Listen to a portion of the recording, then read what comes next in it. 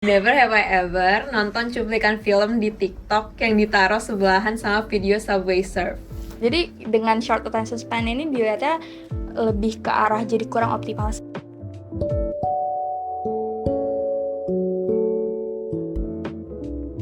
Halo Papa Pavi yang budiman, pasti udah pada nggak sabar nih buat bincang-bincang yang berbobot di Persus. Di sini kita bakal ngobrolin hal-hal yang serius tapi tentunya tetap bakal seru juga nih.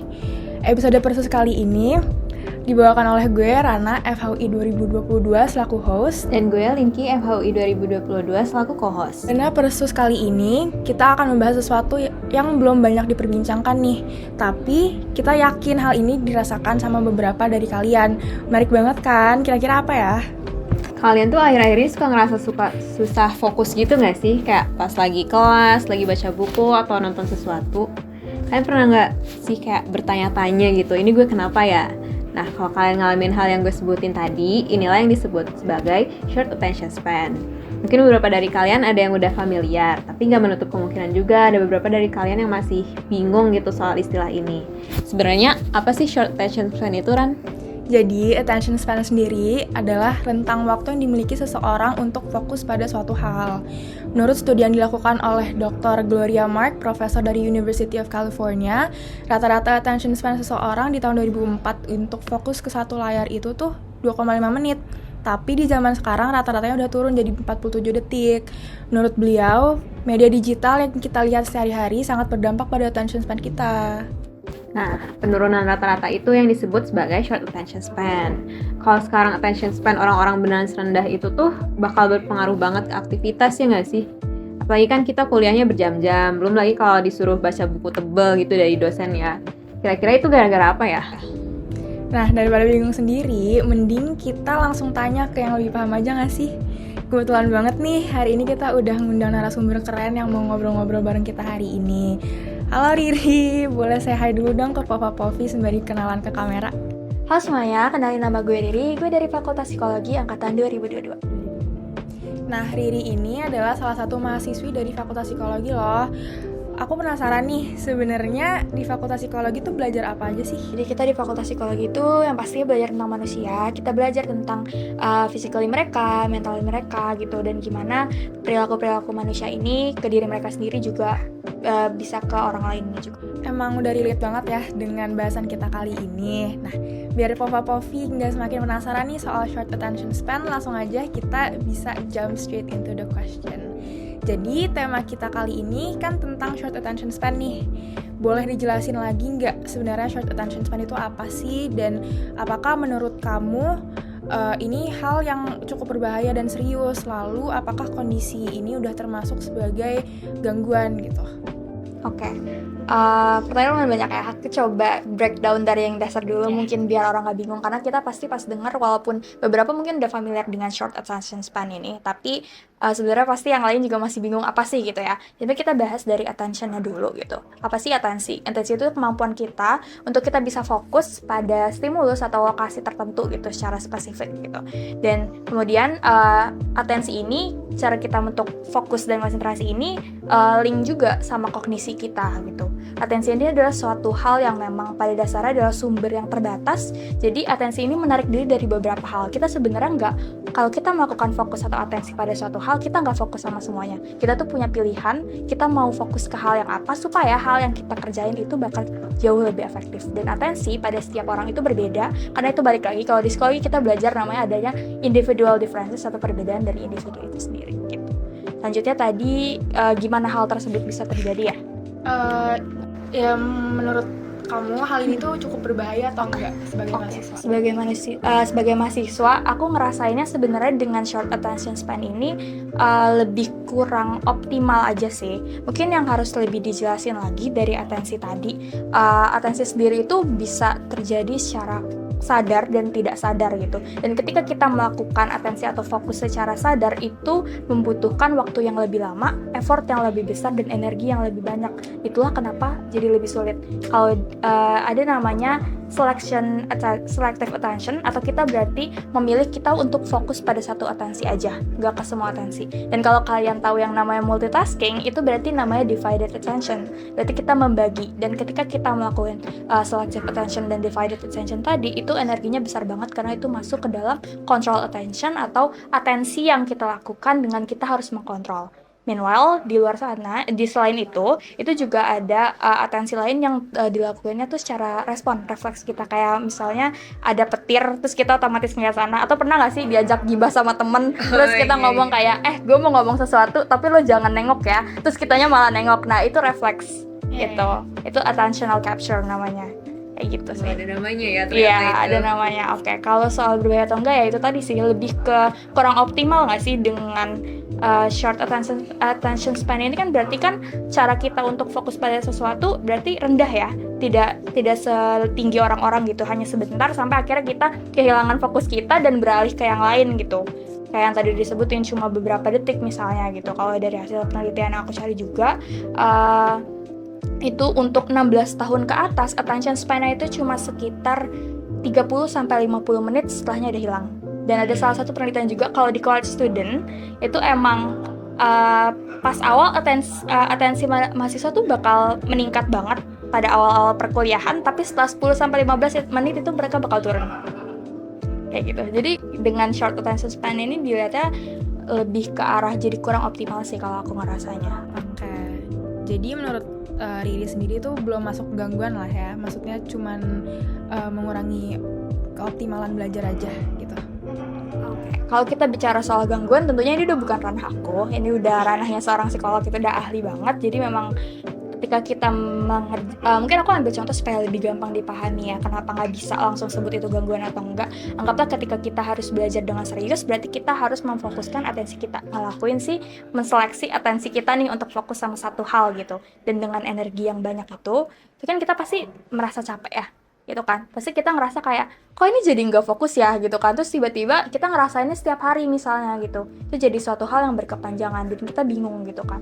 Dan kita mikir apakah ini gangguan ya, apakah ini bahaya atau enggak gitu ya. Daripada kita mikirnya gitu, yang bisa kita lakuin adalah coba untuk stop dulu yang kita kerjain dan kita coba istirahat gitu. Setelah kita istirahat, nanti kita bisa lakuin lagi apakah kita bisa fokus lagi atau enggak. Kayak tidur gitu misalnya, atau coba lihat view of nature gitu, ngelihat pemandangan dan segala macamnya gitu. Ya, keluar rumah, betul. Gitu ya. Menyentuh rumput mungkin, menghirup udara segar gitu. Ya itu bisa gitu. Oke, tadi kan udah disebutin nih contohnya itu mungkin tadi ya pas kayak cuman bisa merhatiin 15 menit doang buat mahasiswa kuliahan. Nah, dari itu sendiri tuh menurut kamu short attention span ini tuh merupakan hal yang lumrah gak sih? Ya sering kali terjadi sih. Berarti udah cukup lumrah gitu ya? Boleh nih, next. Oke, jadi mau nanya sih tentang contoh selain yang tadi udah disebutin ya, kalau misalnya seorang mahasiswa di kelas itu short attention span, kira-kira apa lagi tuh yang bisa kamu contohin? Oke, selain di kelas ya, atau kayak mau lihat kehidupan sehari-hari gitu ya. Oke, kalau dari kehidupan sehari-hari, pernah nggak sih kita kayak lagi scrolling sosial media misalnya, terus tiba-tiba ada chat masuk, taunya kerjaan. Terus kita harus balas, kita harus fokus sama itu karena itu kerjaan yang harus kita lakuin. Nanti sambil nungguin dia balas, kita balik lagi ke sosial media kita scrolling lagi, tiba-tiba dibalas lagi. Itu sebenarnya secara tidak langsung itu bisa masuk ke multitask atau divided attention tadi. Kita membagi fokus kita karena kita switching atensi kita. Kita berpindah melakukan sesuatu hal yang baru dari sebelumnya kita lakuin. Itu contoh. Dan itu contoh yang kayak lumayan short attention bisa membuat attention span kita jadi lebih short karena kita switching, karena multitasking itu sebenarnya tidak direkomendasikan gitu. Jadi kalau tentang tadi selalu aktif di misalnya di sosmed mungkin ya, atau kayak tentang kerjaan juga, itu tuh menurut kamu konten-konten di sosmed itu apa sih yang bisa membuat atau memicu kita untuk memiliki short attention span itu? Ada nggak kira-kira kayak konten apa gitu? Kalau konten sendiri mungkin sekarang kita untuk menarik engagement, orang biasanya bikin konten yang singkat-singkat kali ya, supaya orang nggak males nontonnya. Tapi mungkin secara tidak langsung, bukan lebih spesifik ke konten, tapi hasil penelitian biasanya mereka ngasih lihatnya dari heavy smartphone use. atau dari penggunaan internet itu sebenarnya bisa menurunkan short attention span kita juga, jadi lebih rendah gitu. Dan itu kalau di mahasiswa link sama lower grade, kayak nilai yang jadi lebih rendah, academic performance-nya juga bisa lebih turun, kayak gitu sih. Karena konten-konten sekarang dirancangnya kan singkat-singkat banget, sementara kita tuh sebenarnya ketika menggunakan atensi, kita butuh sesuatu kayak decision making gitu kan, sesuatu hal yang lebih kompleks lagi, yang emang harusnya kita bisa lebih fokus. Dan dengan kita terbiasa melakukan sesuatu hal yang singkat di konten-konten yang tadi yang cuma sebentar banget itu, ya itu secara langsung kita terbiasa dengan short attention span, padahal kan harusnya attention kita bisa jauh lebih luas daripada itu. Aku juga pengen tahu dong, kayak gimana sih kita tahu kalau misalnya kita punya short attention span? Oke. Yang dirasain sih sebenarnya, kalau misalnya dari aku sendiri, aku biasanya coba melakukan sesuatu nih, apa sih yang lagi aku kerjain gitu. Kalau misalnya kita ngerjain cuma sebentar, terus kita tiba-tiba ngerasa bosan atau udah nggak bisa fokus nih, itu sih biasanya mulai dari awalnya. Tapi nggak bisa bilang langsung itu short attention span juga gitu. Kalau biasanya tadi aku bilang, ketika itu terjadi, yang aku lakuin sih biasanya diem dulu, istirahat gitu ya. Setelah istirahat aku coba mikir, ini sebenarnya tugas yang lagi dikerjain tugas kayak apa sih gitu, tugas yang seberat apa sampai kok kayaknya harus fokus banget, atau mungkin ini sebenarnya nggak menyenangkan deh tugasnya, jadinya kayak ngerjainnya tuh males banget gitu. Ya kayak gitu sih contoh-contoh sederhananya sehari-hari. Sering banget dirasain gak sih sama kita? Ini kalau gue semua tugas kali ya. Iya, semuanya ya, nggak yang susah-susah doang. Nah, terus kan tadi udah disebutin nih yang buat tugas dan lain-lain itu. Berarti short attention span itu tuh kayak banyak gitu ya dampaknya, terutama ke kehidupan kita sehari-hari sebagai mahasiswa. Dampaknya kayak ke mana aja tuh menurut kamu? Oke, tentunya kalau dampaknya pasti ke diri sendiri ya, yang paling kita rasain gitu kan. Kalau di psikologi kita ada bilang namanya inattentional deafness. Pernah nggak kalau misalnya kita sebenarnya takut banget sama kecoa? Gitu.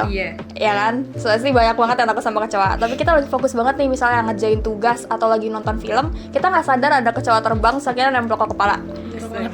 Ya, tapi kayak kalau ada kecoa aku bakal langsung lihat sih. Ya, tapi kalau misalnya filmnya jauh lebih menarik, kadang orang suka nggak sadar gitu. Atau Tergantung kali ya. coba nonton pertunjukan di panggung teater, tiba-tiba ada kucing lewat.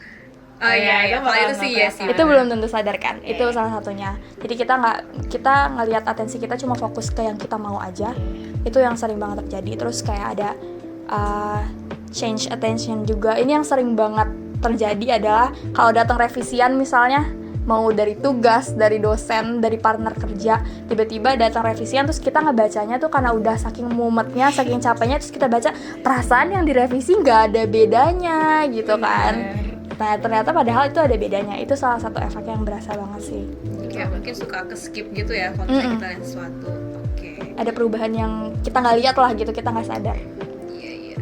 Itu kan kalau buat perkuliahan gitu ya sebagai mahasiswa. Kalau di luar itu tuh menurut kamu kayak short attention span ini ada pengaruhnya juga nggak sih? Kayak misalnya ke cara kita mengkonsumsi konten atau cari hiburan dan lain-lain sebagainya. Kayak yang tadi aku udah sempat mention sih, dengan attention span kita yang nggak tinggi ya dibanding orang-orang, kita terbiasa melihat konten-konten yang singkat.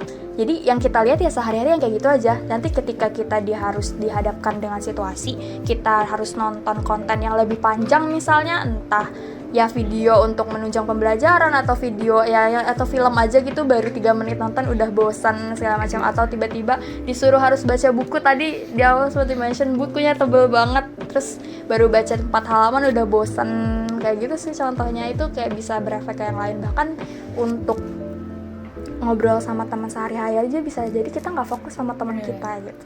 Iya. Jadi kayak nggak cuman di yang serius-serius kayak belajar aja gitu ya, sehari-hari juga kayak ada dampaknya gitu. Betul. Oke, karena tadi kita udah ngomongin dampak-dampak yang jelek nih, aku pengen tahu dong, kira-kira apa sih yang bisa dilakukan untuk mencegah short attention span?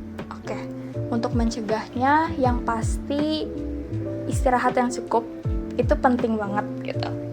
Kuncinya sebenarnya 2 self control dan self awareness gitu ya.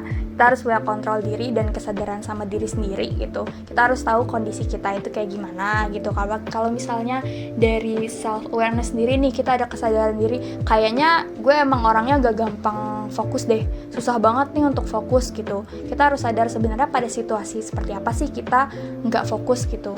Misalnya kita nggak bisa fokus kalau tempatnya rame, atau nggak bisa fokus kalau kurang tidur, atau kebanyakan makan misalnya, kekenyangan jadi ngantuk gitu kan, nggak bisa fokus, itu dari sana. Dan kuncinya adalah coba hindari distraksi, karena tentunya kalau ada atensi pasti ada distraksinya juga, apalagi kalau misalnya banyak, itu yang harus dilihat gitu kan ya. Hindari distraksinya, kayak misalnya kalau misalnya belajar di tempat yang fokus, nggak bisa berisik ya, jangan belajar di kafe kalau kayak gitu karena nanti jadi nggak fokus, kayak gitu sih. Oke. Terus tadi kamu juga mention tentang ini ya, tentang kerjaan organisasi, terus ada revisi, terus misalnya nggak bisa fokus gitu kan.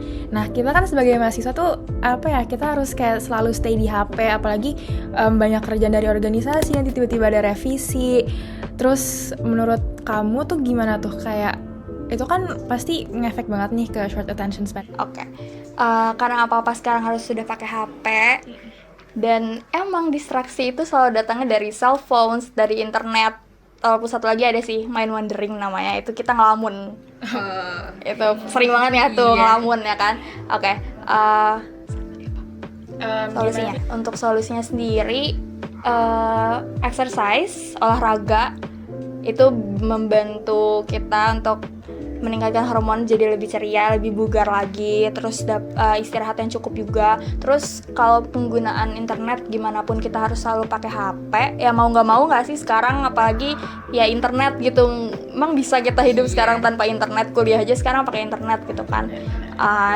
Coba untuk kasih batasan sih penggunaan internetnya itu sendiri, kayak misalnya untuk biar attention span kita nggak short banget, kalau kita mau tidur ya berarti 1 jam sebelum tidur coba untuk udah nggak main HP, udah nggak berkoneksi dengan internet, udah istirahat, siap-siap untuk tidur gitu. Terus ya, tahu memilah konten yang baik dan benar untuk ditonton, sering-sering baca buku, itu juga penting banget. Buku yang agak tebel kayak, supaya kita terbiasa pelan-pelan, dikit-dikit dicicil gitu, jadi terbiasa biar attention span-nya panjang. Ada lagi mungkin kayak meditation atau relaxation segala macam kayak gitu. Sebenarnya kayak walking and breathing dengan mindful, kayak kita jalan aja gitu, menikmati live in the present, itu bikin tubuh kita tuh lebih fokus dengan apa yang terjadi sekarang, dan jadi bikin lebih sehat juga gitu loh. Jadi kita lebih fokus aja kayak kita jalan. Kan biasanya mungkin selama ini kalau jalan buru-buru kali ya, dikejar kelas, tungguin temen segala macem. Coba kalau jalan tuh kayak dinikmatin aja. Mungkin orang kayak, ngapain sih jalan kayak gitu dinikmatin, padahal itu sebenarnya ngebantu banget. Dengerin lagu dan jalan, coba dinikmatin. Bahkan ngeliatin pepohonan aja itu ngebantu banget gitu loh, untuk kita jadi lebih fokus sama apa sih yang ada di sekitar kita. Intinya kayak jangan terlalu terburu-buru terus gitu ya. Betul. Okay. Jadi menurut kamu ini kayak berarti penting atau enggak sih punya attention span yang memadai itu kalau untuk keseharian kita sebagai mahasiswa? Tentunya penting banget sih ya. Karena ya yang tadi aku bilang, supaya pekerjaan yang kita lakuin itu bisa jadi lebih optimal. Jadi tadi kan kita udah ngobrol lumayan berat nih, supaya nggak terlalu mumet kali ya, kita main games kayaknya asik nggak sih? Oke, pastinya asik banget dong, ya nggak sih, ya kan? Ya. Boleh. Jadi kita bakal main game Never Have I Ever. Kalau untuk ada yang belum familiar dengan gamenya itu, caranya gampang banget nih. Jadi kita mulai dengan angkat 5 jari kita kayak gini. Terus nanti dari aku sama Rana bakal bilang kayak never have I ever. Dan kalau ternyata kamu udah pernah ngelakuin itu, nanti kamu turunin 1 jari aja nih gitu. Simple banget kan? Nah, terus gak nyampe situ aja nih. Jadi nanti setelah kita tanyain ke-5 pertanyaan itu, kita bakal tanya-tanya lagi nih ke kamu. Kayak kenapa sih kamu pernah, kenapa belum pernah gitu. Nanti kita ngobrol-ngobrol lagi ya. Wah, kayaknya seru banget kan? Kalau Riri sendiri gimana? Udah siap belum main game sama kita? Siap, kayaknya seru banget. Oke, karena udah gak sabar lagi, mungkin kita langsung aja ya ke pertanyaan yang pertama. Never have I ever cuma kuat merhatiin dosen di 15 menit pertama. Never have I ever nonton cuplikan film di TikTok yang ditaruh sebelahan sama video Subway Surf. Tahu nggak? Enggak. Tahu nggak sih kayak film-film yang satu, yang part 1, part 2 gitu-gitu? Oh, film yang ada part 1 2 di TikTok gitu. Oh ya, itu sering. Oke. Never have I ever baca 3 jurnal dalam sekali duduk. Keren banget ya. Sorry banget. Nggak relate. Never have I ever gak lanjut nonton video YouTube karena durasinya di atas 20 menit. Oke, yang terakhir, never have I ever baca satu kalimat yang panjang berkali-kali karena gagal nangkep intinya. Oke, jadi sekarang aku jadi penasaran banget nih soal-soal alasan dibalik hal yang udah tadi Riri alamin. Misalnya kayak yang pertama ya, tadi kamu di pertanyaan pertama cuma bisa kuat merhatiin dosen di 15 menit pertama, ya kan? Kalau boleh jelasin lagi tuh kenapa ya? Apa pada hari itu kamu ngantuk kah? Atau emang lagi males? Atau gimana tuh? Jujur itu sering terjadi sih. Pertama mungkin faktornya karena ngantuk, karena mau nggak mau belajar sampai malam, kelasnya pagi itu ngantuk banget. Terus mungkin belum sarapan, itu juga pernah. Terus menurut aku tergantung sama dosennya juga, tergantung sama matkulnya juga. Kalau matkulnya aku suka tapi menurut aku cara dosennya menjelaskan kurang membuat aku semangat, itu juga jadi faktornya gitu. Dia kayak mungkin belum makan, terus tadi istirahat juga ya berpengaruh. Betul. Sama faktor itu dosen tadi ya. Iya. Jadi ya gambling gitu ya.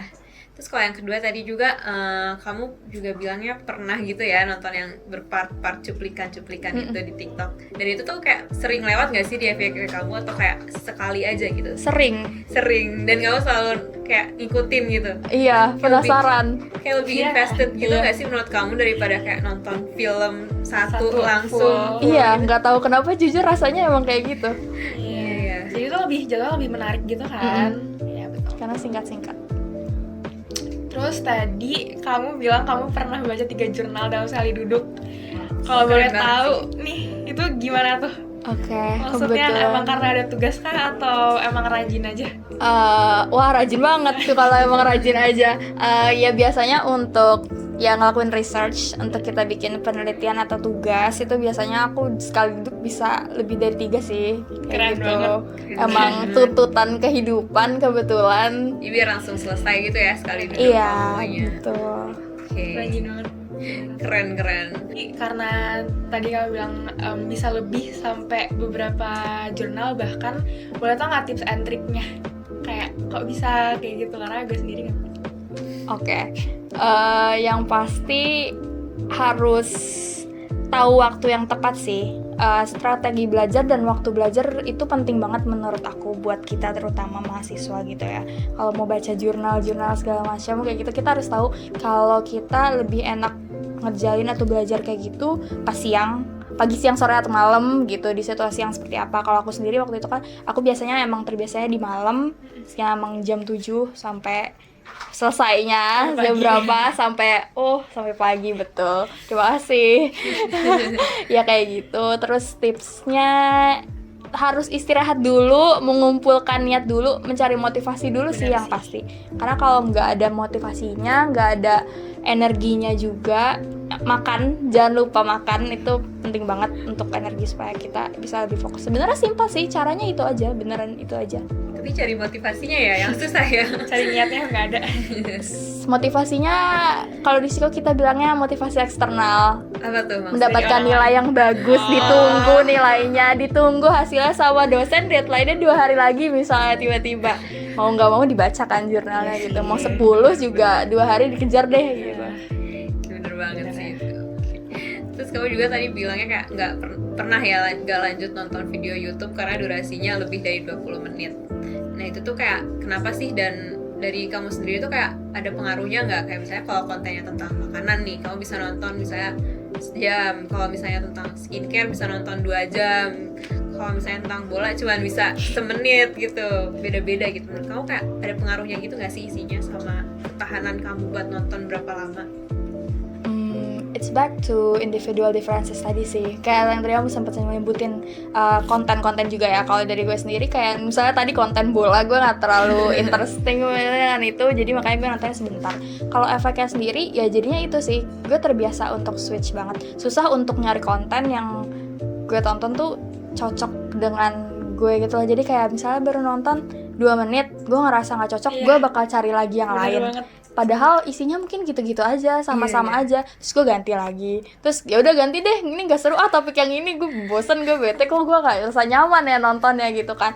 Ganti lagi, terus masih aja terus ngerasa kayak gitu. Dan ya itu tadi jadinya kebiasaan untuk switching terus dan gak bisa bertahan gitu loh untuk fokus ke apa yang lagi dikerjain, ditonton gitu. Nah, jadi tadi dari Riri sendiri ngomong kalau misalnya lagi ngebaca suatu kalimat yang panjang tuh harus berkali-kali kan untuk nangkep apa inti dari kalimat tersebut kan. Nah, tolong jelasin lagi dong kayak pengalaman kamu dalam membaca berkali-kali ini, apakah itu terjadi dalam apa itu terjadi berulang kali atau emang sekali-sekali aja karena lagi gamut atau lagi ngantuk atau lagi lapar atau gimana? Oke, kalau dari pengalaman aku sendiri itu sering kali terjadi sih, karena kebetulan emang buku-buku yang aku baca juga buku-buku bahasa Inggris. Kita jarang banget pakai buku bahasa Indonesia, dan kalimat-kalimat yang panjang itu apalagi kalau ilmiah itu kan susah banget ya. Jadi emang butuh waktu banget untuk fokus dan ngerti sama artinya, belum lagi nanti harus diterjemahin, diparafrase lagi. Jadi kayak emang sering kali terjadi, bahkan sampai aku juga kayak nanya-nanya sama temen gitu loh, kalimat panjang ini tuh gimana sih maksudnya gitu, lo memahaminya kayak gimana, kayak gitu. Itu juga sering banget sih, kayak soalnya kalau panjang-panjang apalagi banyak komanya, kayak koma lagi bener banget itu kayak suka beda-beda gitu gak sih sama temen nangkepnya. Sampai itu pernah loh, gue sampai nyariin titiknya di mana saking panjangnya kalimatnya. Satu paragraf gak ada titiknya, Hampir setengah. ya Gitu. Oke, mungkin sampai situ dulu kali ya pertanyaannya. Nah, sayang banget nih sesi games udah berakhir sampai sini aja. Padahal lagi seru banget nih pembahasannya. Selesainya sesi games menandakan kalau kita udah berada di ujung podcast. Tapi sebelum kita dadah-dadah, boleh nih dari Riri untuk menyampaikan closing statement dan kesan-pesannya kepada Pova Povi. Oke, kalau dari aku sendiri kesannya jujur menarik banget, karena tiba-tiba membahas short attention span ini kayak seru banget, kayak bener-bener jarang banget, dan ini materi yang emang lumayan susah, tapi I think dengan adanya podcast ini orang-orang jadi lebih tahu tentang short attention span itu sendiri, gitu sih. Benar. Oke, terima kasih ya pada Riri yang udah berkenan buat ngobrol-ngobrol bareng kita tentang short attention span di Versus kali ini. Nah, buat Pova-Povi yang gak mau ketinggalan setiap episode terbaru kita, jangan lupa untuk subscribe YouTube Studio Perfilma, follow Instagram @perfilmafhui, dan juga Spotify POV Perfilma on View. Perfilma, We we are the media.